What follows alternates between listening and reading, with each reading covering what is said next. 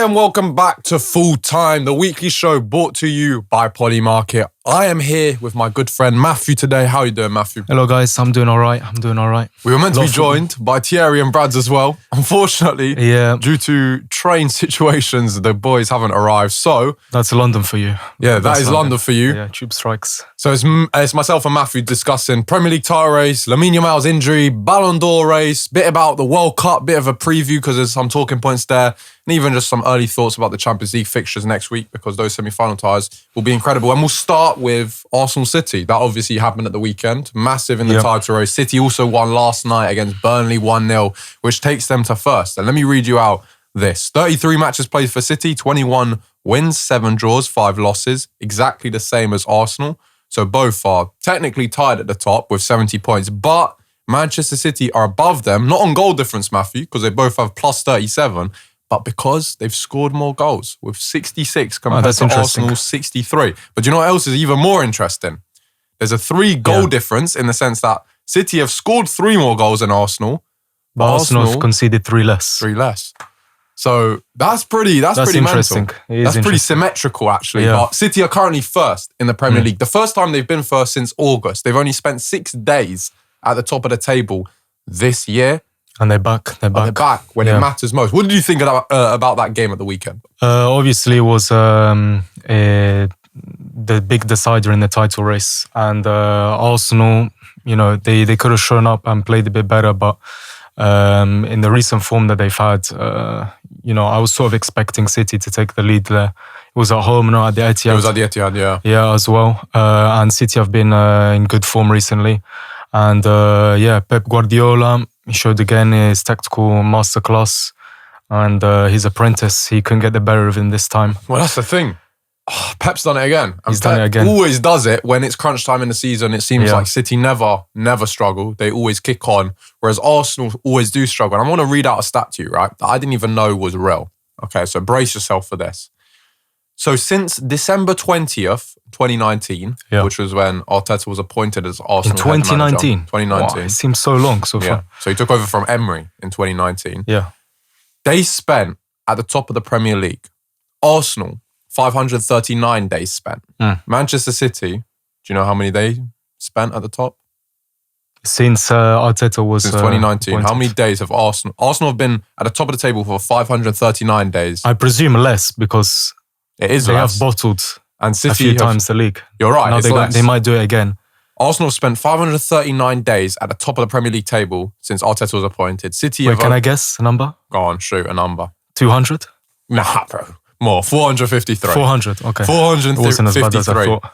But since then, Arsenal have won 0 Premier League titles. Manchester City have won 4 and are on for the 5th at the minute. Come on, man. Yeah. There's a big They problem. definitely have the advantage, Man City, because they score a lot more goals compared to Arsenal. They do, but also But I would argue Arsenal, they have an easier run in the last few games. We need to talk about the run. But that stat there, when it's Arsenal spent longer at the top than City, bro, that to me just screams incompetence. Incompetence, yeah. Because, okay, we can use the excuse 22, 23, they were inexperienced. The team was young compared to that treble-winning City But now there's team. no excuse, Luca. Exactly. But then there comes a point where after 4 years, well, he's been at the club for 6 years, but 4 years of competing, with all the money spent with some of the best players in the world in every position, Arsenal need to make that jump. They have to get over the line. And they just can't be able to do it. And I think that is deep-rooted from the manager. I just don't think he's a winner. I don't think he has that mentality. And we can call him the apprentice of Pep. But Pep is a serial winner. Arteta has not adopted that from him whatsoever. He hasn't won anything yet. He hasn't won anything. And look, City, I think this City team this season, they've not been incredible. I think they've kicked on really in the last few months. But at the end of the day, they've won the Carabao Cup. They're on for the FA Cup still. They're playing Southampton at the weekend. Yeah. And they're on for the Premier League. So they could walk away with a domestic treble. It's true. Arsenal could walk away potentially with a Champions League and a Prem too, obviously if everything goes well. But it all depends in these few weeks. But this is the thing. If this City team walk away with a domestic treble, that's poor on Arsenal's part, I think. Of course, yeah. Because this Arsenal team, they've been in the driving seat for a long time, bro. They were 13 points clear in December. So what went wrong? What do you think has gone wrong in the last few months? Because Arsenal have only really, in the last 6 or 7 games, they've won against Sporting 1-0. That's their only win. Yeah. I think they lost the last 2 Premier League games. Bournemouth and City, they lost to Southampton in the FA Cup. But the thing is the performances have not been great either. If you're looking at the team, I don't know what's missing. There's something missing, particularly when you're looking at the game against Man City. They seem very desperate. Too much. I know Arteta was pushing for more pressing dynamic in the team. Yeah, they were pressing from the front. I thought Arsenal pressed quite well, to be honest. They pressed well at times, but Man City were very good to adapt and control under the pressure. Yeah. Like those two in midfield, Bernardo Silva and Rodri, they did a fantastic job. Let me ask you about Bernardo Silva, right? Because I think he was the best player on the pitch. I think that was a man-of-the-match performance from Bernardo Silva.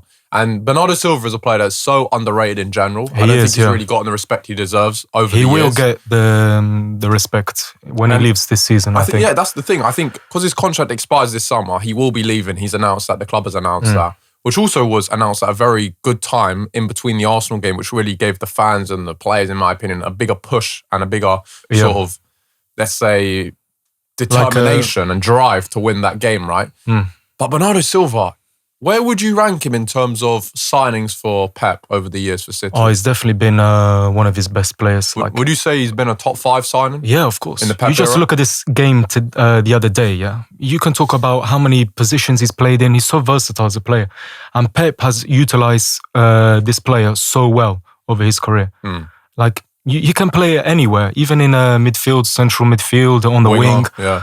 You can put him trequartista, number 10. Yeah. He's just so versatile and he can adapt to positions. He's a very hard-working midfielder, and I think he's going to start to get respect when he leaves Man City. They're going to miss him a lot. I agree. He was incredible against City, and he was against Arsenal. Sorry, and there was course. also this moment where he made. I don't know if you remember in the game where Havertz was in. And Havertz is stronger than him, he's quicker than him, and Bernardo Silva still got there, played the ball and drew the foul. And that was just the epitome of his game. But even like the City team against Arsenal, I thought everyone played really well. Apart from Gigio made a really bad mistake. Awful mistake. But he amended even Donnarumma, he amended for it. He did because of the save on Havertz. Because of he was the one that threw the ball out quickly to O'Reilly for the Haaland goal. I thought maybe you could make the case Semenyo because he wasn't that threatening in that game. You'd expect more from him in a game. Yeah, and there was this ball, I think Rodri played it over the top and he was in and he miscontrolled it badly. So maybe Semenyo was the only outfield player that wasn't at the races, but Haaland once again, turning up when it matters, big goal, big game. Because Arsenal, he's had a big goal drought as well. Big goal, like this year, in the new year, he struggled a little bit. But for me, the biggest difference between these two teams, or one of the biggest differences I should say, is City have Erling Haaland up front. One of the best strikers in the world, if not the best striker in the world. Arsenal have Kai Havertz, who scored. He's a hard worker, but he missed 2 big chances. That could have been the Premier League right there. Yeah. What do you think? Do you think... But even then, I was going to ask you who... But they signed Gyökeres for 60 million in the summer. Gyökeres, he's not been doing a great job either. Especially in the big games. So... It's a big missing point for Arsenal. It's huge. They need to fill that gap as soon as possible. But then, do they sign another striker? Yeah. They signed one for 60 million last year. You gonna not give him a chance, or what? Like it was, in my opinion, I think he was the wrong player profile to even bring in someone. So do you think they should give him the chance? I think for another year? You have to. I don't think he's at the level, but you paid all that money. But when you're playing for a top club in the Premier League, you can't have the time in other leagues. For other clubs. No, I hear it. For Arsenal who are pushing to win the league, you have to. You need to have the best striker in the league if you want to win the league. Yeah. You have to have the best players up front. And that was a missing point for Arsenal. Arsenal's attack is the weakest part of the football pitch for them, for sure. I would agree. Saka's injured, obviously, so there was no Saka. Madueke was really poor. Martinelli, Trossard, of course, Havertz was there. Yeah, they are relying a lot on their midfield and defence in attack. And now it's a straight shootout with City because now goal difference matters. If Arsenal win all their games and City win all their games, it's down to goal difference. And City have the advantage. And exactly. I think Man City, I'm pretty confident in saying they'll score, they'll have a better goal difference come the end of the season. I want to read out... We might have some upset, I don't know. We might. I want to read out the remaining fixtures, right? And I want to see what your predictions are, right? So the next game for Arsenal is the Premier League tie. They're playing Newcastle. So City are playing this weekend in the FA Cup though. And I think that's their hardest game against, or maybe Aston Villa. Did they have? No, they don't. So That's City have Aston Villa. I'll read out their fixtures. Arsenal's right. Okay. They got Newcastle in the Premier League at home though. Newcastle have been really poor this season. Really poor. They have been very poor. They've underperformed. Yeah, like probably the most I would say in the Premier League. Nah, Liverpool. But Liverpool, other than Newcastle. Liverpool, Newcastle have their drop-off, and Forest. Their drop-offs have been crazy. But do you see Arsenal winning against Newcastle? What's the result, you think? At home at the Emirates? At home against Newcastle, they could scrape maybe a 1-0 win. So win? Yeah, 1 or 2-0. Now, in between that and the next game, which is Fulham at home, they got Atletico Madrid in the Champions League. So that's one thing to remember. Arsenal still have to play in the Champions League for the rest of the... Well, it depends. If they win both of them, if they go through, then they got the final as well. But that will be the last game of the season. So they still have 2 Champions League games to play. Atletico Madrid away. Fulham at home next. Fulham, win. Yeah, they can win against Fulham. Atletico Madrid away, at home in the Champions League, but we'll remove the Champions League. We're just looking at the Prem right now. West Ham away. Now that is not easy. That's difficult, yeah, no. Because Arsenal don't have the best record there, and West Ham are fighting for their lives. Yeah, and they are in good form. They are. Recently. This year they've been strong. So what do you see there? Do you see them potentially dropping points there, Arsenal? Yeah, no, definitely. Because there's going to be a lot of pressure for them in the Champions League. And then when they come back to England, they've got a big game against West Ham. It's going to be difficult. They have to pick up their form again. So I mean, Arteta has to come up with something special. So win or loss there, or draw against West Ham. Yeah, I'm going for maybe a draw. All right, Burnley at home next. Burnley at home, win for Arsenal. Crystal Palace away, last game of the season. Last game they'll win. All right, so Newcastle, you said win for Arsenal, 3 points. Fulham, win. Yeah. 6 points. I see a potential draw in West Ham. West Ham draw, 7 points. Burnley win, who are already relegated. They're at home. They should win that. 10 points. Yep. And Crystal Palace away, last game of the season, win. Yeah. 13 points. City, they got Southampton FA Cup. Again, we're not looking at cup competitions. Everton away. Not easy. Everton have been really good this season. They have. They're in good form as well, Everton. At the Hill Dickinson, new stadium, first time City are going there. Everton have been strong. Win, loss, draw. What we say? No, I still see City winning that game. Yeah. 3 points there. City, Brentford at home. Again, Brentford, good side. City do have harder fixtures in general. Yeah. But City are in better form than Arsenal. They're playing very well now. It's subsidised. And they're at home against Brentford, so yeah. Win. Man City, yeah. Bournemouth away. This one is potentially a bit more difficult, Bournemouth away, but still, I think City can get a result there. Win. 9 points. Palace at home. No, win. 12 points. Yeah. And then last game of the season, Villa at home. This is interesting. Although they're at home, Villa... At this point, I reckon Villa would have already qualified for the Champions League. They're already in the Champions League. Villa have nothing to play for. You think at that point they're going to be qualified? I think they're already guaranteed to get Well, Champions let's just League have a look. Who's behind Villa right now? So right now, the table is this. Man United, top 2 we already know. Man United 58 points, Villa 58 points. They're on the same points, yeah. Yeah, Liverpool 55 points. Now, top 5 obviously get Champions League this year in the Prem. So 6th is Brighton on 50 points, 8-point gap. I forgot the 5 players they go to Europe. Basically, Villa are already qualified for Champions League and they most probably will be playing in the Europa League final couple days after. Yeah, so they're not going to put a lot of attention onto that game. Actually, the Europa League final might be before that. But either way, they're going to focus on Europa League. Of course, yeah. So City at home, they should win. They should win, yeah. So that means City have won all their games. Arsenal have drawn 1 in your prediction. So City win the league. Yes. So City are your Premier League champions. I agree. I'm not going to lie. Yeah, I know. I think statistically, they would have a better chance. I think Arsenal have thrown it away, if I'm being completely honest. Really? Yeah, I think it's mental because they were in control of this for so long. But it doesn't feel right that Arsenal don't win the league this year. It doesn't feel... There's something that Man City, I feel like... You feel like they don't deserve it? I don't know. They don't deserve it. But I think Arsenal, they deserved it. They've been at the top. They've shown that they had the key performances at the start of the season and they've been playing well. I don't think... It just doesn't feel right. I get what you're saying, but my rebuttal to that is when crunch time hits, when games matter from February, March onwards, one team who was very dominant at the start of the season went into their shell in Arsenal and the other team came out firing. And Arsenal have thrown away a lot of points, bro, to even invite City back into this. So I understand. City have completely, they flipped the switch. Look, if City win this, I think it will be more down to Arsenal's incompetence this season in... Then their brilliance. Yeah, exactly.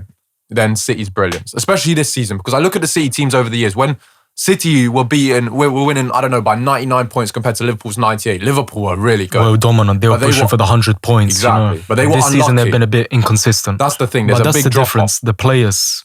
But this is what I'm saying. Over the years, individualism. that City team that was competing with Liverpool, both teams were top level. But this City team is a lot worse than that City team. But Arsenal have just thrown it away because it should have been Arsenal's Premier League title. But they're in the thick of it. I'm going to touch last thing about Premier League, right? Yes. Which is important. Relegation.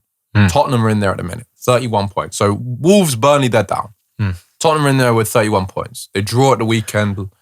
Danso makes a mistake. Last second equaliser, pretty much. It's week upon week poor performances. Points. So what is the bottom looking like? So, there's still 1 point in the relegation zone. So Tottenham are 18th with 31 points. Yeah. West Ham 17th with 33 points, 2 points above. Forest have a really nice cushion now in 16th with 36 points, 5 points above Tottenham. Okay. But West Ham drew to Crystal Palace on Monday night, which was a massive result for Spurs. Because had West Ham won that, it would have been 4 points. It would have been tough. Yeah. But Spurs are still mathematically in it. The problem is they haven't won a game all year. Now, their next game is against Wolves, who are dead last, already relegated. If they win, they have to win. They have to capitalise on this chance. If they don't win, like even if they draw against Wolves, they are going down. And they deserve to go down. Yeah, no. That's huge for them. If they don't win, they have to win. They have to win, yeah. But do you see them? Do you see, like, my question is, who's staying up, West Ham or Tottenham? Very simple. It's between them two, I'll be real. It'll be a lot in the media if Tottenham go down. But look, with the players they have, Tottenham, they shouldn't be in that position.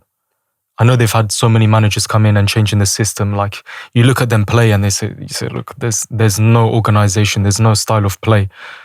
And like you said, I think it's down to the players. Like, you can't be in that position. As Tottenham Football Club, you can't be in that position. No, I agree. But are they going to get out of it? That's the real question. Are they going to get out? Because last season we joked around about it because they won Europa League. Yeah. But they finished just outside the drop-off has been awful. Position-wise, they finished just outside the relegation zone. Not points-wise, but position-wise, they were like 17th, bro. They were down there, 16th, 17th, wherever they were. Yeah. This year, they're still down there, but even this worse. time they're even going to get relegated. So now they actually risk getting relegated. They were never at risk of getting relegated last year, but this year is very much a risk. Can you see them staying up? Because I think West Ham this year have been in better form. I do think West Ham have tougher games, but again, it's just like that City-Arsenal argument. What would you rather... Let me ask you, I'll ask you this, right? I'll ask you this. Okay. If one of them is your team, I know they're not, but let's just say it was. Would you rather have slightly tougher games, but you're in better form, or easier games on paper, but you're in worse form? So would you rather be Tottenham or Arsenal in this situation, or City-West Ham in this situation? Basically is what I'm asking. To be honest, if you have good form, you can take on the harder teams. I would rather have better form than be in poor form and face difficult teams. It depends how much you're in form as well. You have to be relative to how much you're in form. That's a good point. If you're Tottenham and you're in form, how much in form can you be? Compared to West Ham? Yes. Compared to Man City. No. I'm comparing Man City's form to Arsenal's form. And I'm comparing Tottenham's form to West Ham's form. I'd still rather be in form and face more difficult teams. I agree. So Tottenham are going down, yes or no?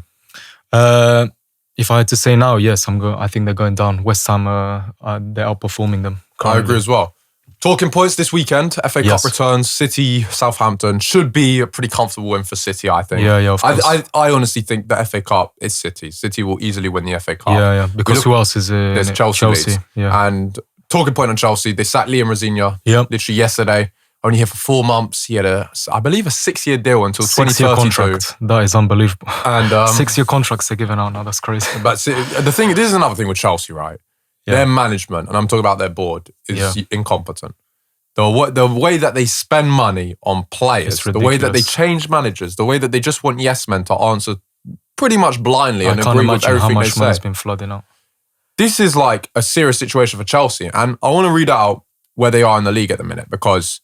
They're 7th, I believe, now. They are 8th now. 8th. So they're on 48 points. They can't... I'll be honest, they're not getting Champions League. They're 7 points off Liverpool. Yeah. They are still in for Europe. They're 2 points off Brighton, who are in Europa League spots at the minute, and 1 point off Bournemouth, who are in... So they could push for Europa League. Or Conference. Europa Conference. Okay. Europa's the highest. Yeah. I think they did the right thing with Rosignol to get rid of him because if they didn't, I genuinely think they would have finished mid-table. I'll read out. Listen to this one. Their last win in the Premier League, Chelsea's, came at the start of March against Aston Villa. Okay? Since then... March. Can I remind you, we are at the end of April. The end of April. I don't know how many games have they played since then. This is what I'm going to read out. Flip it. Since the Villa win in the league, they've won 2 games, both being in the FA Cup against Wrexham and Port Vale. Oh. Every other game, they've lost. PSG, 5-2. Newcastle, 1-0. PSG, 3-0. Everton, 3-0. City, 3-0. United, 1-0. Brighton, 3-0. 3-0 against Brighton. That's not good. Their last 6 games, including my days. In their last 7 matches of football, they have scored... Well, actually, no. Sorry, in their last 5 Premier League games, I misread this, they've scored 0 goals. That is not good. That is not good at all. It's even going to get worse now. Esteval's injury. Yeah, Esteval's hurt. They conceded 11 goals, scored none in the last 5. I think João Pedro is injured as well, no? He didn't play last game. Yeah, I think he's injured as well. But do you think it was the right decision to sack Rosignol? Oh, yeah, of course. Oh, yeah, of course. Sorry, but in the Premier League, at Chelsea, you spend so much... How much money did they spend on attackers? But it wasn't Rosignol when he was there. But you're still saying the team is good enough for him to perform. The team is good enough to push for the top 4, maybe even higher. But let me ask you this, though. I agree that this team is good enough to finish probably 5th, 6th. So, really? Bro, let's look at it. Arsenal better than them. Yeah, Man City, Man United. Man United. Then? Liverpool better. On players on paper, I guess, yeah. So the highest we're looking at is 5th. But even then, Villa have outperformed them. A lot of teams have outperformed them this year. Brentford, Bournemouth. This Chelsea team have been really poor. And they've spent so much money. Like Garnacho, man. We've got to talk about Garnacho. Garnacho's... Chelsea fans are saying he's one of the worst signings in their club's history, bro. Do you think he's been one of the worst signings? Look, man, I see moments of when he was at United. £50 million, bro. I know. But I still see him coming back. He's still a young guy, He's, how old is he? 20, 21? Yeah, but does he have the mindset? That's the question, though, the mindset. Because I think he's the way he left United. I know, yeah. I still think he's a bit immature. He's a bit immature, but at that age, what do you expect, man? You have to be a bit more professional, yeah, of course. But Garnacho, I see him at United, maybe 2-3 years ago, when he was performing very well. And there were conversations of this guy being one of the best wingers in the Premier League. The drop-off has been awful since he did the last season at United and then came to Chelsea. So I think, for me, if I was Garnacho, take a year out, I don't know, goes to a different club, try and get into a professional mindset and play better football. You understand? Play how you were playing at United 2-3 years ago. You have to get a bit more confidence because how he's playing now, his value is going down quite a lot. Can you feel sorry for him?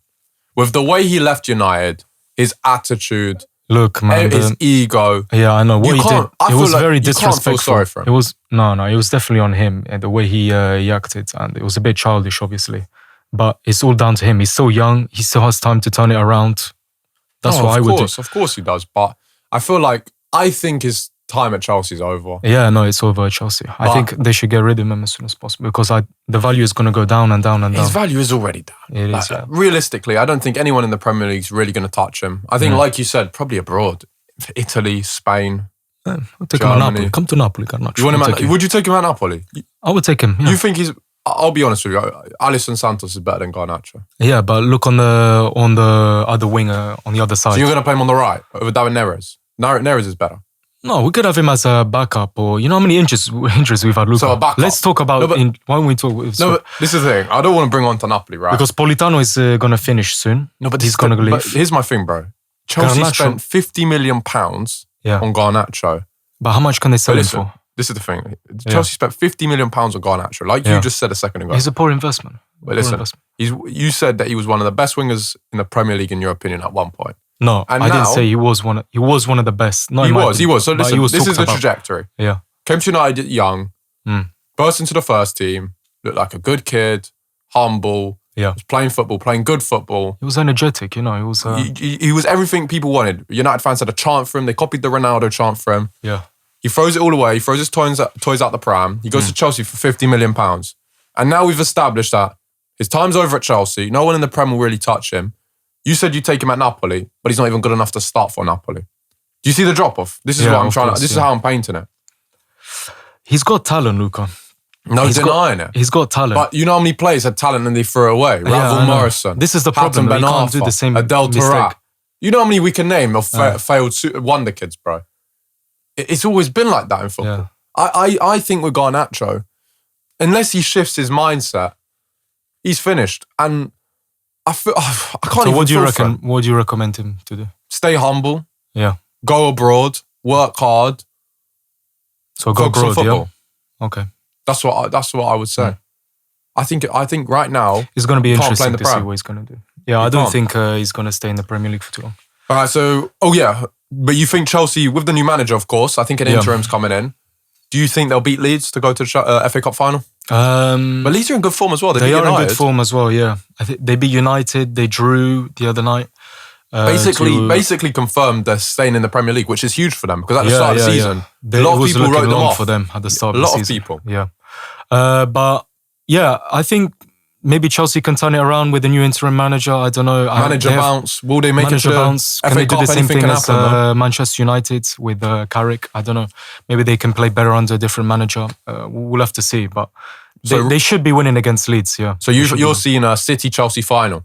Yep, City-Chelsea final. Winner? And then City, obviously. Yeah, I agree. It'll be an easy win for City. I agree. Let us know as well in the comments what you guys think. And another talking point I want to bring up is Lamine Yamal, man. Fortunately, last night in Barcelona's game, he got injured taking a penalty, hamstring.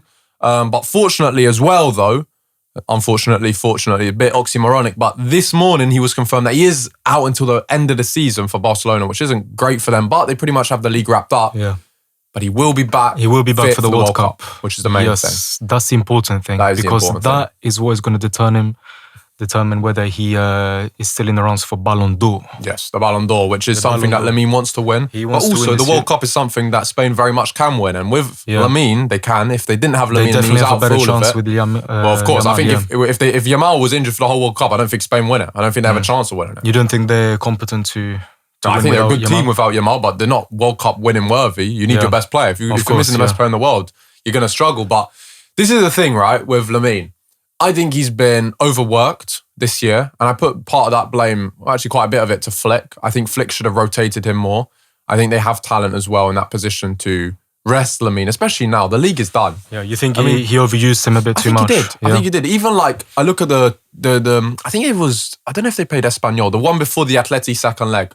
I don't think Lamine should have played in that. I think he should have completely rotated that game to give them fresh legs for the second leg in the Champions League. So Flick is definitely solely to blame.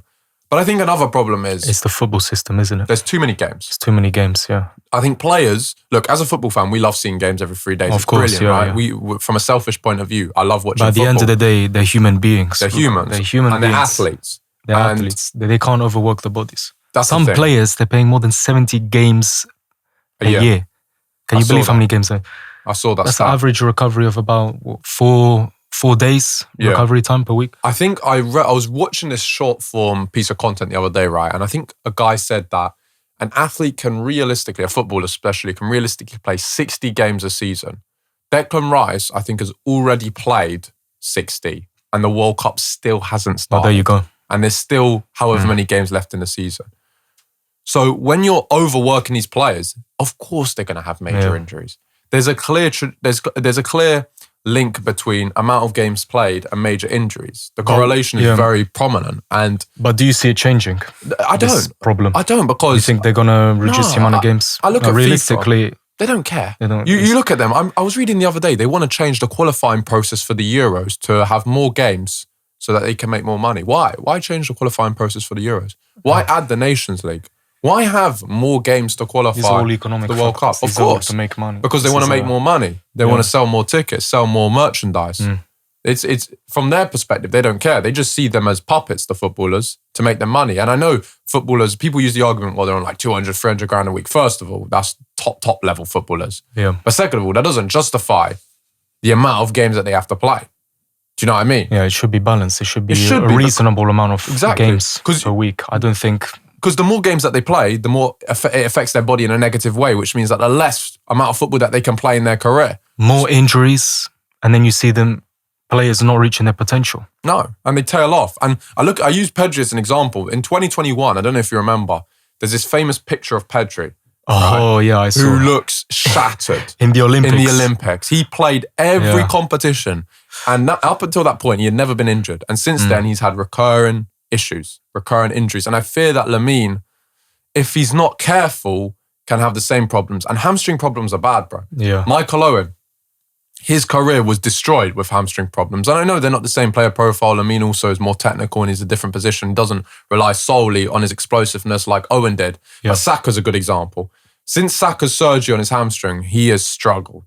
Like he's not been the same at the same level. He doesn't look the same now, and he looks uncomfortable on the pitch. Players, they have to be careful with injuries. You saw Chiesa as well. But this is where I'm coming in, right? They're saying Lamine will be fit for the start of the World Cup. But if you rush him back too quickly, he might have more recurrent problems. Yeah. So should Lamine maybe miss the first few games of the group stage? In the group stage. I think the first game is against Cape Verde, I want to say. I think Cape Verde. So because realistically, I think Spain can get out the group stages without Lamine. Yamal That's the easily. thing. So you wouldn't take the risk. Also, he's going into the World Cup having not played for 6 weeks, maybe 7 weeks, so whatever you're it giving is. some time to. So will he even recuperate. be able to adapt straight away to that level? He might start performing poorly for his standard. He might have another injury. Do we rush him back? There's so many question marks around there, and I feel for him. I would be careful to bring him back as well. It's a big injury. It's a big problem. It's a big problem and also it's not just, you mentioned it earlier, Esteval's injured, Ekitike had a really bad injury in the Champions League. And I'm not going to, let's be honest, until the end of the season, there's going to be more players with major injuries that are going to miss out on the World Cup. Yeah. And we don't get to see the full potential of these players. No. You don't see them playing as how they should be since when they started their careers. You know, you see the drop-off of so many players and you think 10, 20 years ago, players were in their primes at, 30 years old, still going until 35. Now... Well, that's because there were less games back then. Also, less games. Less games as well, which plays into it. But hopefully Lamine's isn't too bad and he recovers very swiftly and he'll be back. Now, Champions League, just quick recap on the Champions League. Obviously, next week, Champions League ties, Atletico Madrid, Arsenal in Spain, PSG versus Bayern Munich, Atletico Madrid. This team is so weird. I promise you. They've been a bit up and down on a roller coaster, isn't it? Simeone is the most bizarre manager I think I've ever seen. These guys have one win in their last 6. They lost Barca. 8. I think it's 8? 8 games, I think, yeah. And it came against Barcelona. Against Barcelona. But to be fair, the 2 games they had against Barcelona were very good. Even though they lost the second. They lost the second one. But after that, what did they do? After that, Copa del Rey final. Copa del Rey. Against Real Sociedad. Yeah. And then they lost in the league. And then they lost in the league. 3-2. In all fairness to them, the league is done. Like, they can't win the league. They can't challenge. Top 4 is guaranteed for them. They're playing for nothing in the league. Yeah, That's fine. But Copa del Rey final, trophies on the line. You have something to play for. You have something to play for. They conceded within 18 seconds. They lose on penalties. A bit leak on the defence, a bit rush. The defence looks a bit rush. It's not really like Simone's type of play. But this is the thing. I also wouldn't be surprised if they beat Arsenal. Just because this Atletico Madrid team are so weird. Just to make it a bit more interesting. It's almost like they do it on purpose, where in the lesser games, they don't care. Maybe they're doing it on purpose, just to surprise Arsenal. You think? Okay. You think? No, it's a game playing with Simeone. You think it's a game plan with Simeone? To give Arteta a false sense of hope? I don't think so, bro. No, obviously I'm joking. But, you never know, Simeone. But my question is, right, do you think this poor run of form from Atleti will affect them against Arsenal in the first leg? Or do you think it's, don't really Champions League is always different because, a lot of pressure, big lights, you have to perform. And although they've been in poor form recently, they've shown to play well in the Champions League. They did it against Barcelona. So maybe why can't they turn up against Arsenal? No, I'm asking you. I agree with you. I don't think it's too much to look into. But I just think it's funny because we talk about Arsenal's bad form as well. It's an unusual situation. And these two teams, if I was Arsenal, I would be a bit confused looking into it. I also think Arteta. Yeah, I also think because the first game is in Spain, Atletico Madrid have to take the advantage straight away. Yeah. Because at the Emirates, it's going to be tough for them. Yeah. They obviously went there earlier this season. They lost 4-0. They need to take something going back. Arsenal as well, Right now, pressure on both teams. there's so much pressure on Arsenal. The league isn't in their hands anymore for the first time this season. Yep. They really have to capitalise on this Champions League advantage because in a final, anything can happen. Exactly. A final If they is can get to the final, a roll of a dice. exactly. Anything, even if, look, we all know that PSG, Bayern Munich are the better team. They're the favourites for that final. But absolutely anything can happen in the final of any cup, but especially the Champions League. This is everything for Arsenal, this tie. And they got to the semis last year. They didn't quite get over the line. They've been consistent in Europe. I'll give them fairness with Arteta. They've been consistent in the last 3 seasons. But I think 23-24, it was quarters against Bayern. Last season, semis. Semi-final. If it's a clear trajectory, they'll make the final this year. They should make it, but then not win. They have to. Well, they might not win. Semi-final and then final. And then next is a winner. That's a good point. So that's So next you forgot season. the next season. So yeah. that's a good point. That is a good But point, is Arteta actually. going to be here next season? That's if the they thing. don't win the Champions League. I think or if the they league. win the league or the... What does he need to stay at Arsenal? One of the two. One of the two, you think? Well, in my opinion. But I also feel like the Arsenal board, I don't think they'd sack him if he won neither. I think they'd keep him. You think they keep him? I think still? they do. I don't think they should, but I think they do. What do you think? No, I think if he doesn't win the Premier League or the Champions League, I think Arteta is leaving. Leaving? Okay, when you say leaving, I think he could potentially resign. But do you mean Resign or get sacked. No, which Either one? of the two. No, which one's more probable? I think him... Sacked. You reckon? Yeah. Bro, I don't think so. You don't look think at- they're not going to because sack him? I look at the Arsenal board and I think they feel like they owe Arteta a lot. They were very loyal to Wenger. I understood the Wenger loyalty. I think Wenger left in 2018. I think he should have left a little bit earlier. I think But 2015. has he underperformed? Despite what he has Who, constructed? Arteta? Yes, in the last In my 4 or opinion, 5 yes. years. So there's your answer. I agree. Realistically, I also- think he should get sacked if he wins nothing. But I'm trying to put myself into the position of the Arsenal board. The both of us. And okay. I think they've accepted mediocrity for a long time in the last 22 years since when they last won the Premier League. From their mindset, I'm thinking, will they take the risk of getting rid of Arteta for potentially winning something? I don't know. That's the thing. I would. I would look at the financial point of view as well. He's on 15 mil a year. He's one of the highest paid managers in the world. Exactly. And how much have they spent? on $1 these billion. players? Yeah. And what have they got out of it? I agree with what you're saying, but I don't know if the Arsenal board will want to take that chance. You think it's a higher risk God, sacking him? The thing is, no, I don't. I think right now, with where Arsenal are as a club and the players that they have, they need to win a Premier League or a Champions League, one of the big two. And I think if Arteta can't do that this year, I think someone else deserves the chance to do so. We were talking about, people always talk about, but you need a winner. You need someone who knows how to win. But even I think someone else, a good coach, deserves a chance to try and win. Because Arteta's not a winner. So even like a Fabregas, I think Fabregas could win with this team, right? I think he plays a lot better football than Arteta. I think he'd be a breath of fresh air. Oh, yeah, definitely. He knows the club well as well, ex-player like Arteta. You've So I seen think- him in Como. Como's been... Exactly. But has fantastic this Fabregas year. won a trophy? No. Not He's yet. not a winner. He's still young. But I still think he deserves a chance to potentially do something with Arsenal. But then I look at the situation from the board's perspective. When Arteta came in, bro, they were mid-table. They were a mid-table team pretty much. 8th, 9th, 10th. There was a point where they were 16th in 2020-21 season. That's crazy. And then within a few seasons, in 22-23, they were challenging for the league.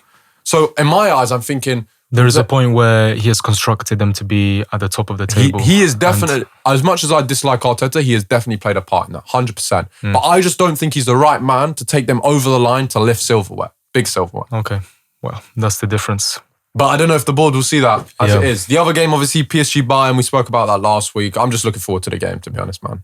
I can't wait. That's going to be a big... It should be the final, man. I want it to should be the be. final. Because that is the big... I think that's the game that's going to determine who's going to win the Champions League. I think a lot of people agree, and I would Like agree I as said well. the other week, I think PSG are going to edge it. You're still sticking with PSG? Yeah, I'm still sticking with PSG. I think Bayern. Yeah. I'm edging it to Bayern. Also, I'm going to ask you something about Bayern, right? Because they wrapped up the Bundesliga title. Yeah. This So the pressure is off. We do need to wrap up now because we are cutting close on the next session. Okay, my friend, give me 2 minutes. Yeah, sure, no worries. Quick one on Bayern Munich because they Yeah. wrapped up the Bundesliga title. They're on 109 goals. They've scored 109 My goals God. in the league this season, right? Yeah. The current holders is actually Torino in 1948, scoring 125 goals in a single season. Serie A, really? Yeah, the Grande Crazy. Torino team. Grande Torino. But they played, I think, 4 more games because the Bundesliga this season in the Bundesliga, or the Bundesliga in They've general has played less teams. 4 less games. Yeah, Bundesliga. Okay. Bayern Munich. So Bayern Munich have 4 games to get 16 goals to match the record. 4 games to get 16 goals. Do you know that? They could probably get it. You reckon? Why not? With the players they got up front, Kane, Olise, Luis Diaz. I think Gnabry now is injured though. Yeah, that's a big That's a problem. problem. Musiala's top, but he's going to have to come in. Yeah. Leonard Carl coming back from injury. Yep. They got a good team. No, they have the potential to do it. And I think they will try and look for, because, we have 2 Ballon d'Or nominees. In Kane and Olise. In Kane and Olise. And they want to be Out of them wrapping two, up the goals. who's more likely to win the Ballon d'Or this year? Kane, Olise? Right now, it's difficult. I would probably edge it to Olise. Olise. But I want Kane to win it. I feel like there's a missing piece in his career. I think if England win the World Cup, Kane will win Yeah. the Ballon d'Or. And because if they reach the final or they win the Champions League, he will definitely have a better chance there as Very well. good chance. All right, guys, that's the end of this episode. Thank you for joining us. Make sure you like, subscribe, comment, and we'll see you next week with a Champions League recap. I'm very much looking forward to that episode. See you next week, guys. Thank you. Take care, guys.